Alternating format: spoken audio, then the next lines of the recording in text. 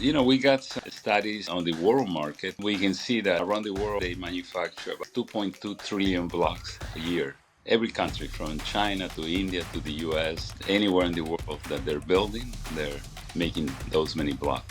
Imagine having to put each block by hand. So the whole construction industry worldwide, is slow. And they have their own approach, building a block at a time.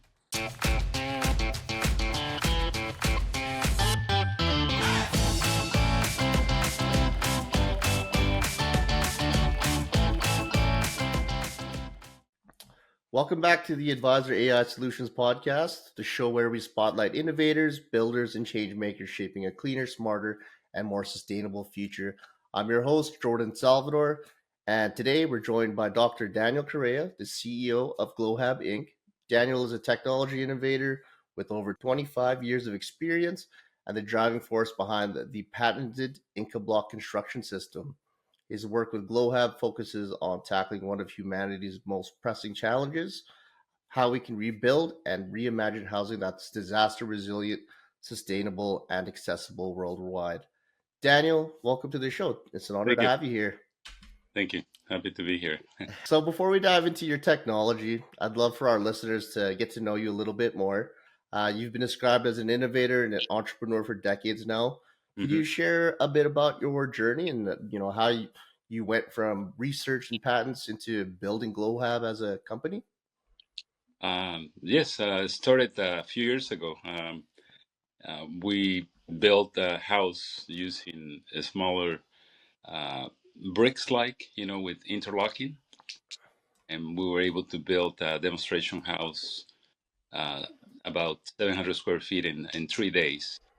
And we did it in South America at an international fair where uh, the president of Peru was coming into the fair, and he used to be an architect. He taught architecture in a Texas university, and when he saw the small block, with the interlocking, he gave us his thought. He said, if you could develop this brick into an actual hollow block concrete, that's upcoming. And so it was like the startup of the journey, because with that information, it took almost 15 years to develop a new plan to make the interlocking block into a hollow core uh, block. It was difficult to do that, but at the end of the day, we end up designing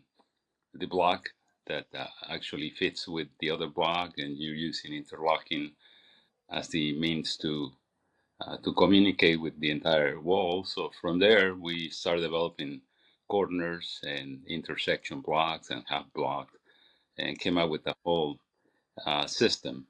So any of our construction system, either the 6-inch block or the 8-inch, we can make it into 12. Any of those, 4 inches too, uh, will have a number of units that communicate exactly to what we're trying to do. So if it's used in housing, we will have blocks that are designed to house a receptacle, electrical box in it that we do in the factory. And we have all sorts of blocks that are either for around. If we need a radio, we'll create a block especially to do a radio, and we can basically now in the computer design a specific block. And what they have in common is the interlocking portion. If they lock in place, as you're doing the building, you're supposed to have rebar according to the engineering plans. And wherever there is rebar, you're supposed to grout that. So it's fairly simple. Uh, the time basically is lost in putting blocks together. So if you don't have an interlocking that's self-aligned and it's like a big Lego system, it doesn't allow you to make any errors, because only one way to put it. But that, saves probably 80% of the time on labor when you're trying to build a wall, because if you do it block by block, imagine having to prepare the mortar, and then you have to be an artist, to keep that wall plumb and align. So it takes a long time. Our block is just interlocking to the other piece, and it's self-aligned, and because it's only one way, uh, to place it, and that creates a lot of savings. Imagine if you're saving 80% of your time building a wall. If you do it by hand, it could take you 10 times more than just placing blocks. So that's started uh, to revolutionize the industry. So we started building in uh, in different places, and since this is a product that basically saves labor, we start getting a lot of attention from developers that needed to use block in their construction. And so even though we're based in San Diego, we start selling product south of the border, into Mexico, because they're very familiar with concrete blocks. So we use that as a laboratory, and we have built uh, tens of houses using the entire system, and probably sold other contractors blocks, so they can use on their own systems. And then once we developed that, we started bringing the system now into uh, the U.S. and other countries. We've been sending samples to many countries in the area, and including the United States.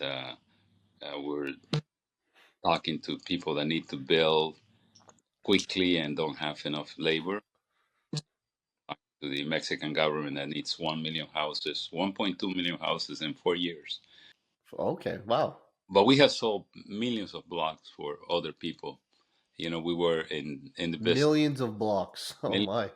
not not our system, the IncaBlock, but we end up buying a block plant, to have our own laboratory on developing this system, and that's how we master on the construction system. We have a couple of brands. One brand is IncaBlock. We have another brand called Bot Block. Like a robotized construction system. Oh wow. Yeah, and that's fairly efficient. You can go very fast. You can compete with the new robotic arms, that are bringing into the States. They're coming from Australia and other countries into the U.S. and trying to build a block wall using this robotic arm. Oh, it's for real.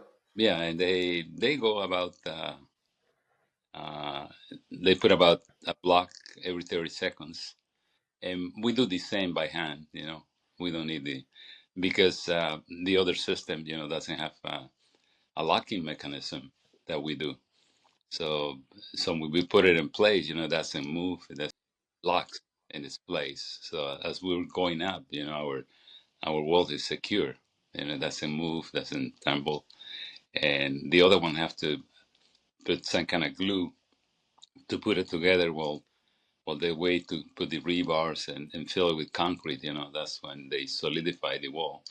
Ours are structured uh, from the first row, because the second row will lock in place, and then we have corners that are left and right. So when you put a corner, it closes that whole the structure, and that's why you can go fairly fast, and save a lot of time, which in constructions is money. If you can, Time is money. Yep.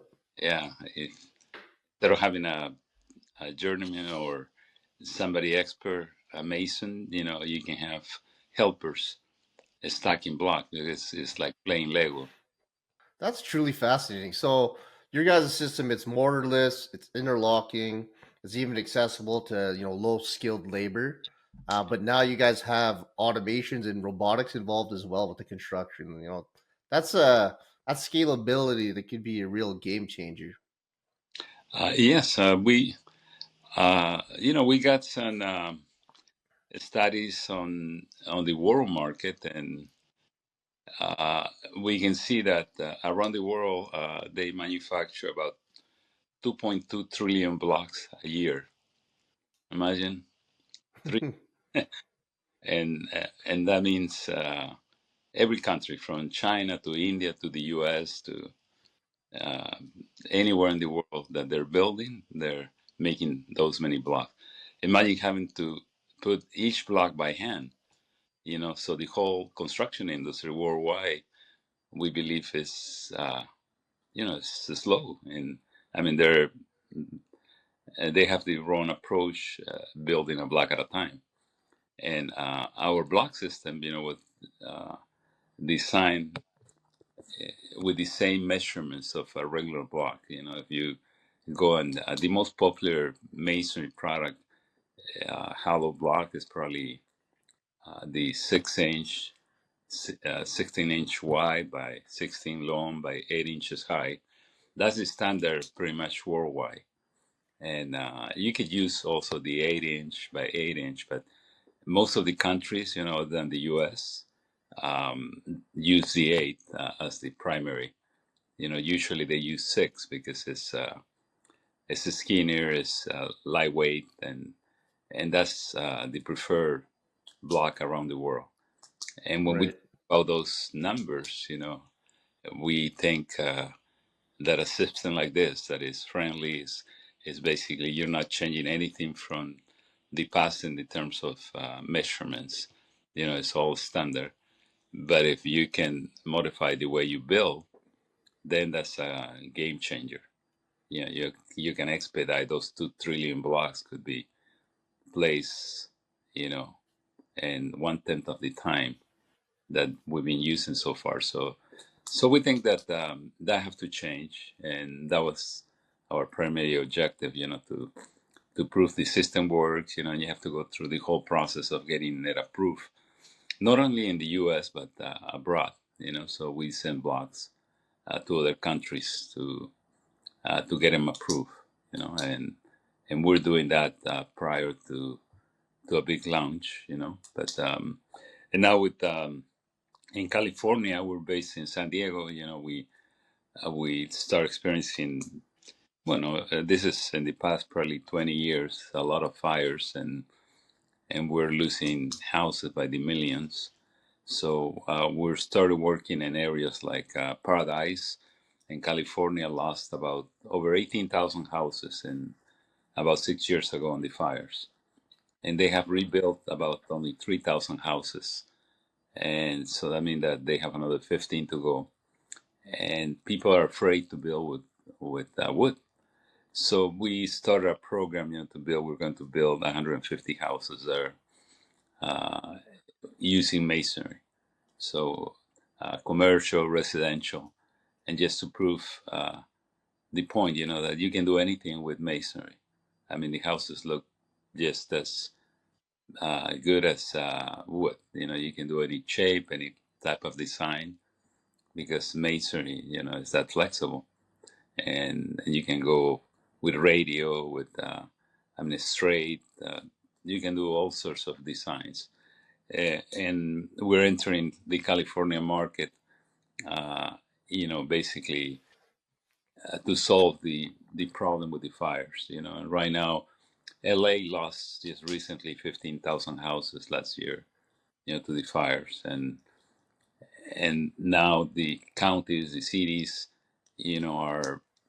are basically asking people to use non-combustible material to build houses, and that's pretty difficult unless you use masonry. Hmm. Wood is combustible, and if you use steel, you have to cover with sheeting that is plywood or wood related.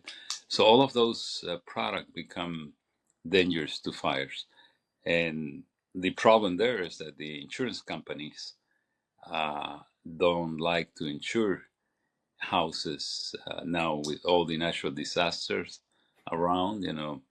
In California, at least, all the big guys pulled out of the insurance business. Right. Yeah. What a shame.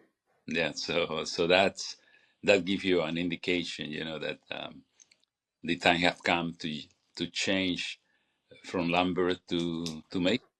They did it in Florida because Oh, is Florida. that right? Oh yeah, down there is mandatory to build the first 12, 13 feet with concrete or masonry, What's and the reason why in Florida? because of the hurricanes, if you're stuck on the ground with masonry, the masonry will sustain high winds. They're rated for high winds, and Right. if you're using a regular lumber, that house could be taken away by the hurricane, the tornado, or any high winds. And they had the same problems, with insurance, because after a big disaster like this, you're talking about billions of dollars in losses, and there's no one single insurance company that can take that many losses. They're, Right. Well, we've all heard the story of the three little pigs. yeah, Right. It's all mm, it's all about the brick house. So that's yeah, awesome. No, that's I commend you guys for and congratulations on breaking into the new markets internationally. Commend you for your guys' hard work and efforts in rebuilding in California for with the the recent disasters. So so that's absolutely fabulous. Um, yeah. Thank you. Daniel, one thing I noticed is that Glohab's mission isn't just, it's not just about technology. It is about impact. So you're tackling disaster recovery, low income housing, and sustainability all at once. Hmm. Where are you seeing the most traction right now? Is it from governments? Is it from nonprofits or private developers? Yes, we got a lot of interest right now from private developers and from governments too. A few years ago, I met with the Minister of Finance from Iraq. And we had a meeting in Washington at the Home Builders Association. And the problem, Iraq needed like 5 to 10 million houses. And when we had that meeting, we were called because we were building with block already. And no other company was building with block at that time for housing, because a lot of commercial is done with block.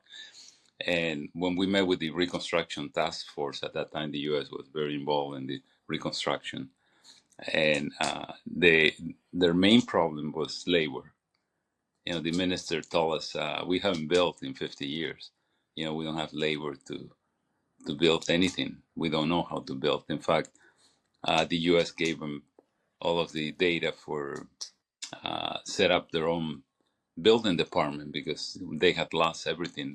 They know where to start.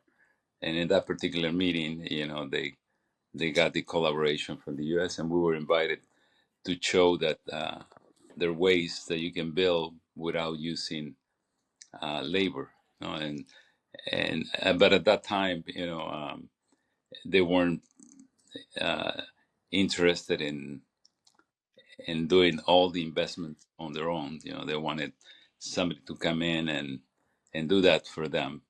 And and recently, a couple of years ago, we started meeting with the Iraqis.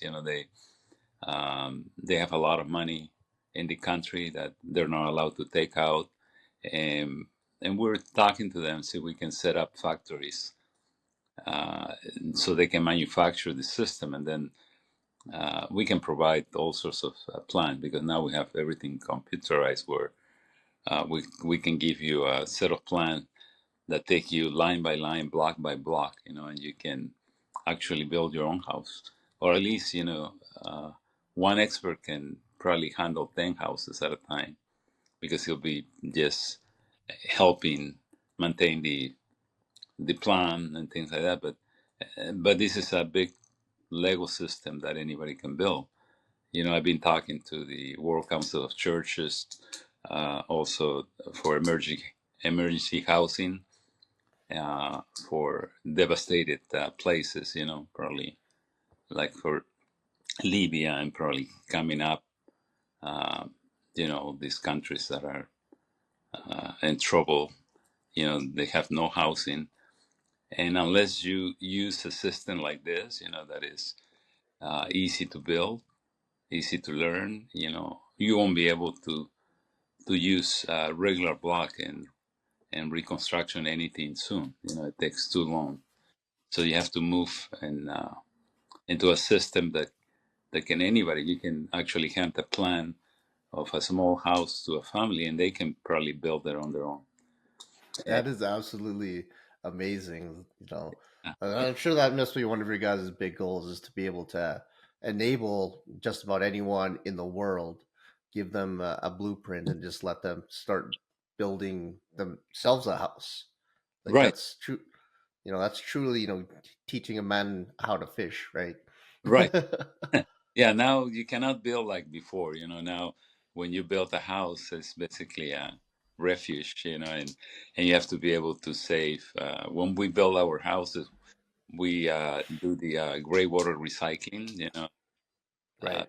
we put a special pipe for the shower and the washing machine, and that water does don't go to the sewer. It goes outside of the house, where you can reclaim it, or if you don't have the equipment, you can put it back in the sewer. But at least our construction separates, the gray water from going into the sewer. And eventually, when these houses have the capability of using that water either to recycle for toilets, or if it's a large community, we're talking to a lot of developer building thousands of houses, and recommending that they isolate the gray water recycle. You know, Oh, okay. So just to have it clear, so you guys aren't just building the foundations and the walls. You guys are also building the entire house from the top to bottom. yes, yeah, we're doing other things as well Oh, to okay. expedite the construction. We're doing plumbing walls.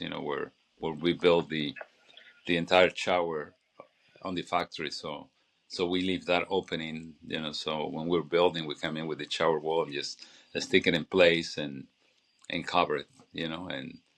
And you can save a lot of money on plumbing and electrical too. As we go up, as we're putting blocks up, we're putting the conduit for the electrical cables in place. So that saves a lot of time when and when you're done. The electrician can come in and just wire the house in one day. The plumbing is already built in, because as you go up, we're putting the plumbing, the hot water, cold water.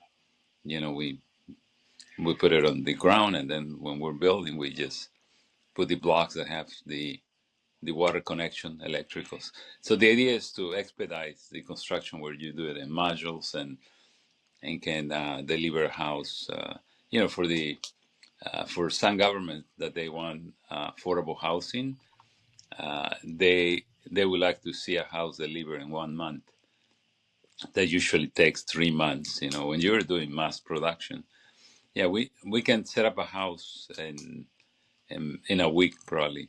Because using Wow. yeah, and the roofing is the only thing that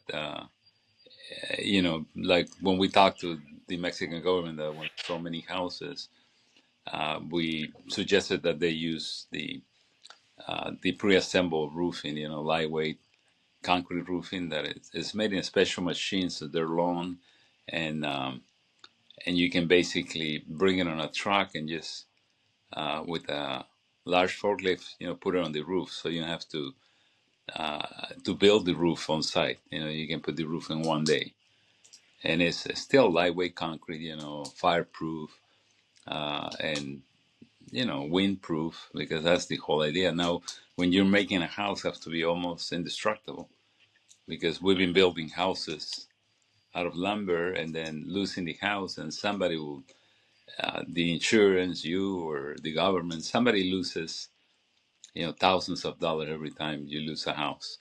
With the masonry, you can go underwater and be underwater for 30 days, like happened in Texas. They had like 30,000 houses underwater for a week, 2 weeks. But then what happened is that after the water pulls out, that the whole house have to be rebuild. We think, oh, we can save Right. changing sheetrock, but it never happens like that. The water This, will ruin a wood house, but a masonry house, it won't do much. When the water right. recedes, I mean, you can clean out and the structure is still there. So it's good for the water. And nowadays, when you build blocks, the all the city building departments requires that they have additive, to be waterproof. And of course, they want to see that the block also carries the weight, so they have to have the compression and the water quality. So so right there makes that house, waterproof. And because our blocks interlock, they're not monolithic. It's another advantage, in case of an earthquake. The house have small play, because every block is locked, and but it's not monolithic, so It's a little less rigid. it's not rigid, and that Right.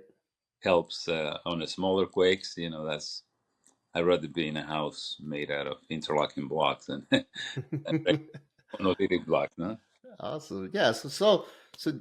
Daniel, if I'm hearing you right, so the big value in your guys' system, it's not just speed and durability, and it's not just replacing what was lost, but you guys are actually building something that lasts.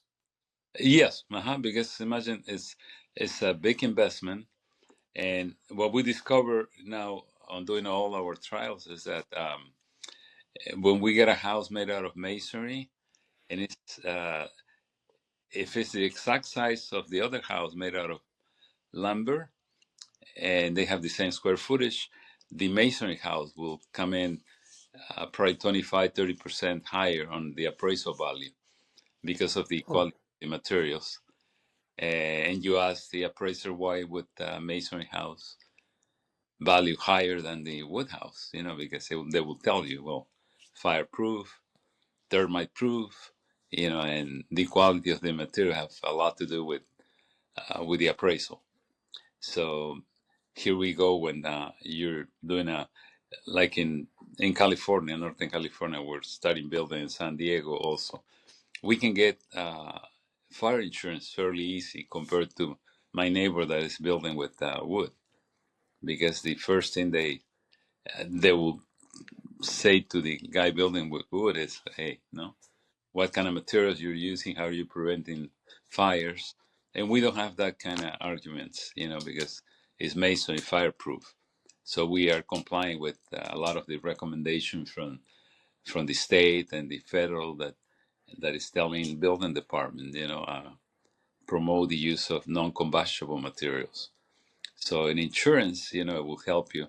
And if you go and build in the Florida area, in the East Coast, on the Tornado Alley, it will help you in the insurance too, because masonry, is the preferred, um, product that you need to use, for insurance purposes. right. So, so you're saying if you have a masonry house, you'd not only be able to build it for cheaper, you'd be able to appraise the property for higher, and Correct. then you'd also get cheaper insurance premiums. Correct. Yeah. Yeah. That sounds like so many benefits, and that's just great. Um, so out of everything you guys are currently working on, like it sounds like you guys have your hands in a lot of things all over the world. Hmm. To you personally, what project are you guys most proud of, or maybe you're most excited about right now? Um, well, I think the program that we started now in California to rebuild in a town like Paradise, that is sad that after 6 years, you lose over 18,000 houses and only rebuild three. That tells you, a big message. Hey, we're afraid to rebuild again. And so we started to get together with other investors to acquire property and build with masonry and help other people build with masonry. So they're not afraid to come back. Beautiful town, but you have to rebuild it. And imagine that it's in a close proximity to a large city. They're close to Sacramento. It's an area that people retire, and now younger people are coming into the market, but there's not enough housing. Imagine 15,000 structures missing. So we're very excited and proud that we can participate on rebuilding a community, that is afraid of rebuilding with wood, because other explanation why they're taking so long. And we have the same thing in LA. In LA, they lost last year 15,000 or more properties, and they have to rebuild. And imagine they're sitting in an area where the Santana winds, runs like a highway. So you cannot afford to rebuild with lumber or with material that is going to catch on fires. So that's what we're proud now to help other developers, engineers, people that are calling us for the masonry. Not only the product itself, but also this particular masonry product help them with the labor costs. So you don't have to uh, consider that building with masonry now is higher, because everybody knew before, no, it's too expensive to build with masonry. But now Right. with lumber price going up, and with our system construction coming down, we're equal the plane, no? And now people can say, do I want to build with wood? That is, or do I want to build with masonry? So I think we make that decision easier, and also now other pressures that you have, insurance, the city itself, building department will tell you, hey, if you're using lumber, you have to cover it with non-combustible materials, put sheeting and everything. So basically, you're making the cost of a house, go up just for that fact that you have to protect from the fires. And the mason, That's absolutely huge. You guys are not only restoring confidence in a lot of these families in those, disaster yeah, ridden areas, but you're also providing them hope again. yeah, So that's absolutely inspiring and good for you guys. yeah. In the late 1800s, early 1900s, we used to build with masonry in the United States. That was the main building material. In fact, you could buy a kit house like the ones that we sell today in in a catalog. You find it in a catalog from Sears Roebuck. I Oh mean, yeah. yeah, you can buy a house for $7,000, $4,000. I mean, I have a copy of a friend sent me a copy of the magazine, advertising masonry houses at that time.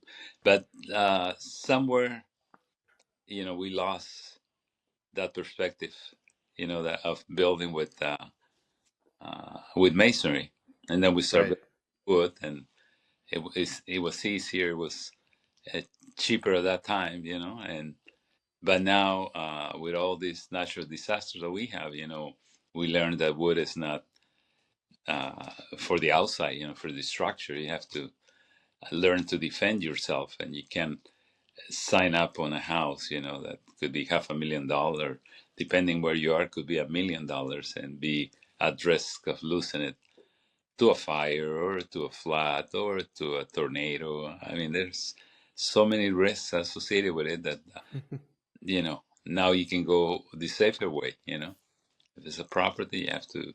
The rest of the world builds with masonry. Right. Actually, in other countries, they won't finance the house if it's made out of wood. The Hmm. U.S. probably, and probably Canada, like you can finance, but uh, other countries are very difficult to get financing. Oh, Yeah, I didn't know that. yeah, yeah. It's But that does make a lot of sense. So Daniel, sorry, just to kind of move things along here. hmm But I think a lot of innovators could definitely learn from your journey. Hmm. But I know every company also faces roadblocks. What Yeah. would you say? What are the biggest challenges Glohab is facing right now? And how do you think that they could potentially be solved? Yes. Basically, in order to advance, and get the product to be known on a larger scale, you have to manage uh, to do manufacturing because the product is somehow heavier than wood. Probably um, another 30% heavier, and you cannot produce in San Diego and try to ship it to LA. It's too far. So the restrictions are 100 miles. Oh, is that right? Yeah, 100. Probably you can push it when you're shipping uh, a kit house. You can go Right. farther, but still restrict you to, let's say, to a 200-mile radius. That means in order to flood the United States with this type of product, you need easy, probably two, three, 400 manufacturers. So that's a challenge. I guess we're members of some masonry associations, and we need to get uh, more involved, in the associations because they can help promote the use of the product. I know that the associations are now teaching younger kids, that to build with block, but they're using the old concept, the old block. They're Right. how to do the mix and put block by block. So we're trying to get in their ears so we can start promoting this type of product because if we get that kind of help, from the institutions that are training new people coming on the market, they can train on our system, that would allow them to go faster, be more efficient. But in order to do that, you have to do large investments because Right. in in the association, but deliver product for them to use, not in one area but throughout the United States.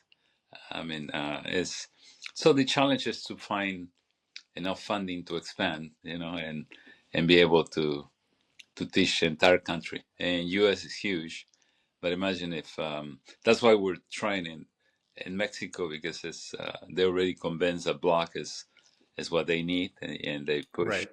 the block construction.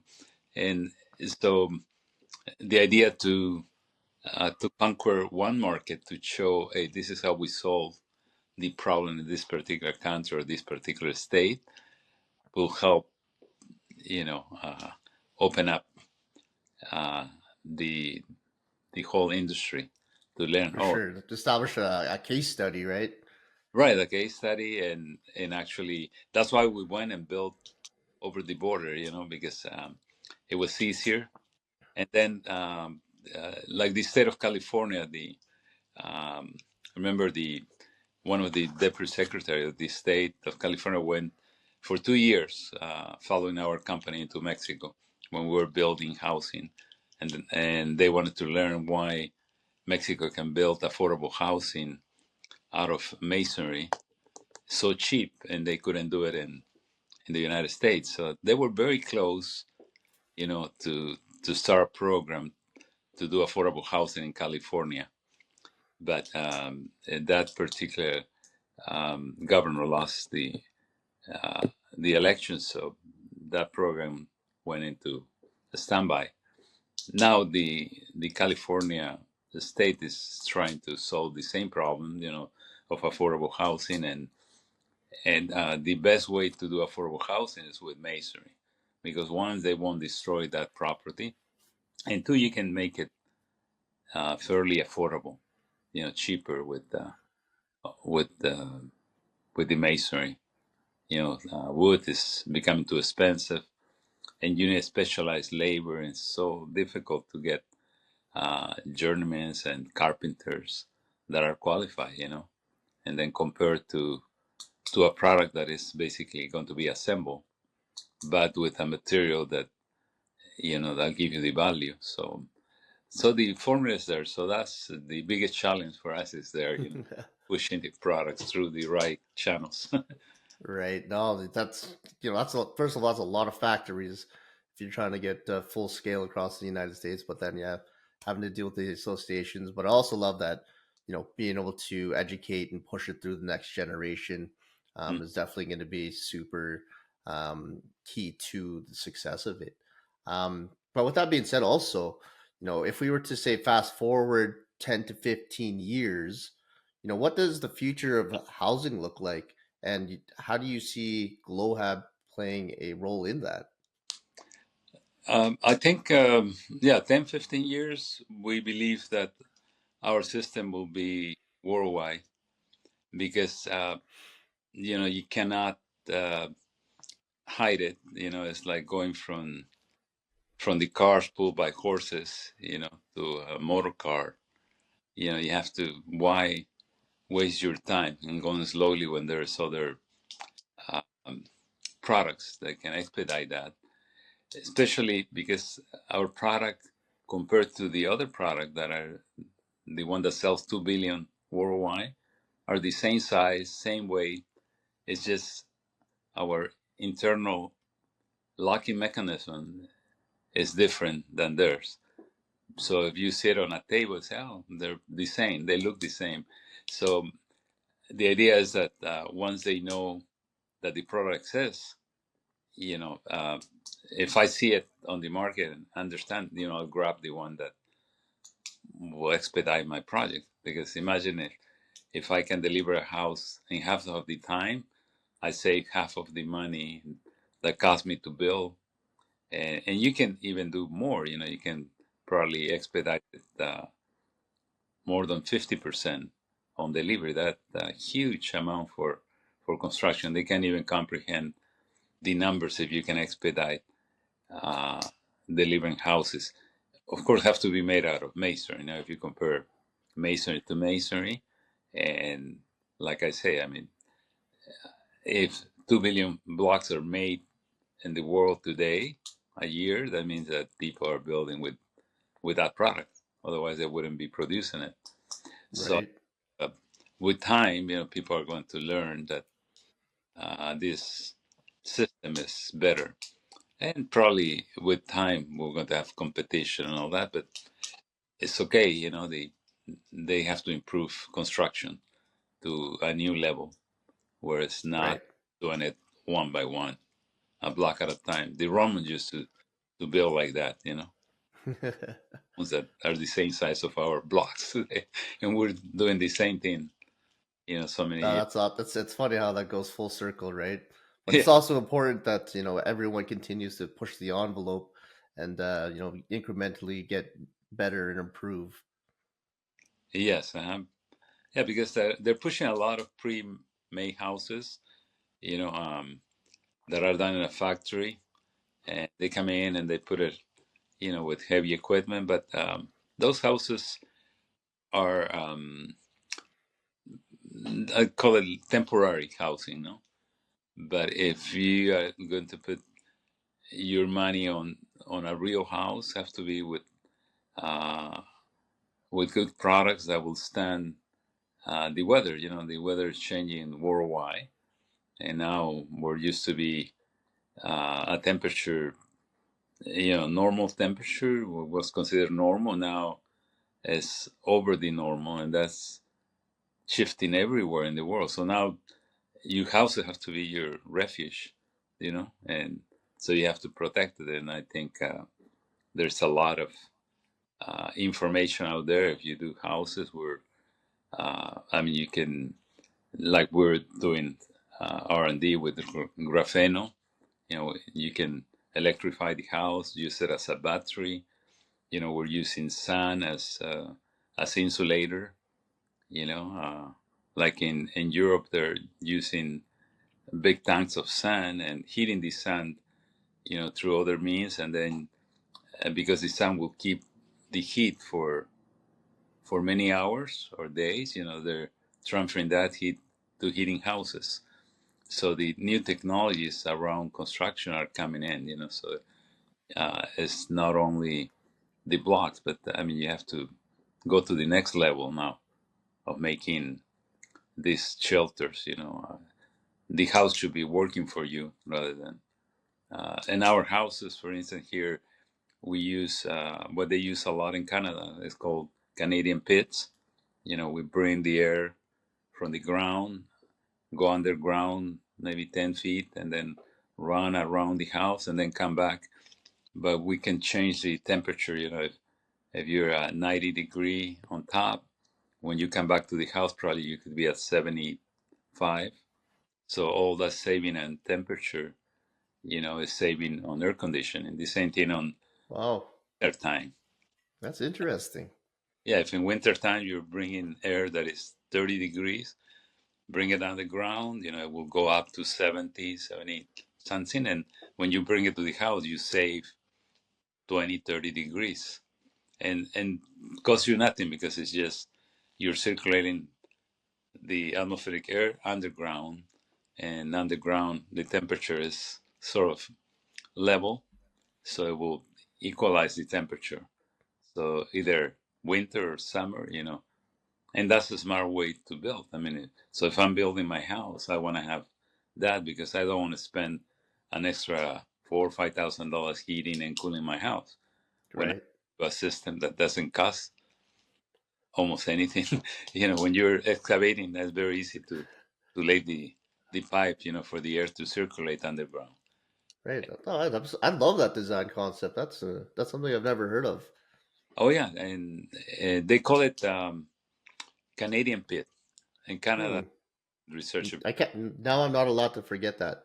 Yeah, it came Okay. in France. They call it Provençal pit. I think that's the way they used to hit and call houses, in the Oh, past. gotcha. But it's Oh, great. It's so cheap and it's so easy to do, and so it all seems like it. Yeah. yeah, and that's what we're incorporating on our houses. So not only that is block, that is friendly, is fireproof. That's just given with the product. But if you start incorporating other things that recycle water, because water we know is a problem, so everybody should be recycling gray water. But that has to be done when you're building the house, because that's the best time to do it. It's cheap if you do it at the same time. If you try to do it after the house is done, then you have to break walls, and it's a lot more difficult. That's why people don't do it, after it's built. But if you do it, you plan it before you building, then uh, recycling, gray water recycling should be mandatory, All right. So you because guys have really thought of it all then, as far as foundation, roofing, water systems, and heating and cooling.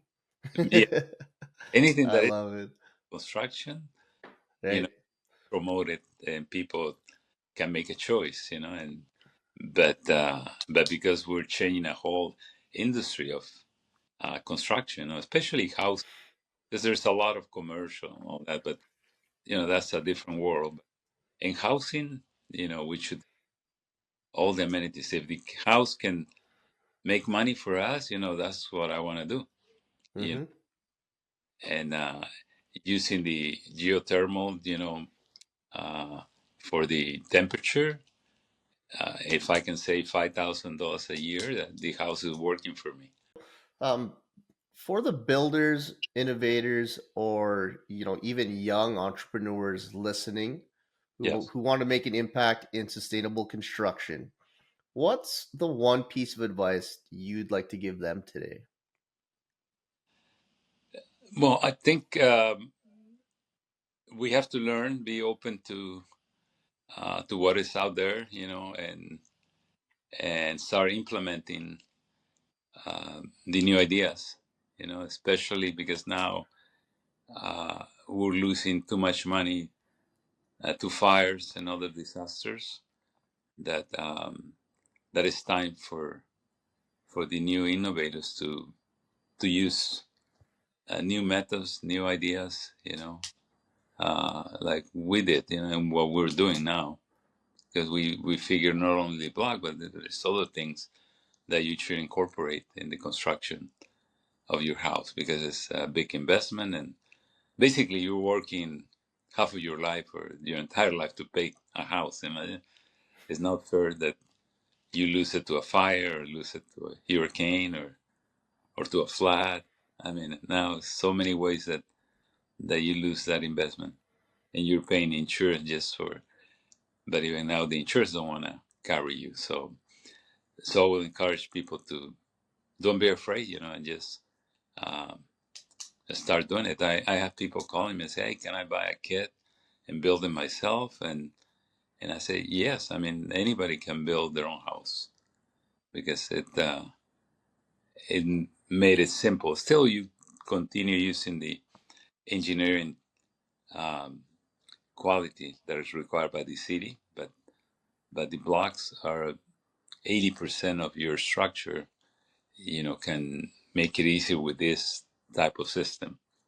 That you don't have to rely on a mason that, depending where you are, they could cost anywhere from 40 to 150 to $200 an hour. Right, right.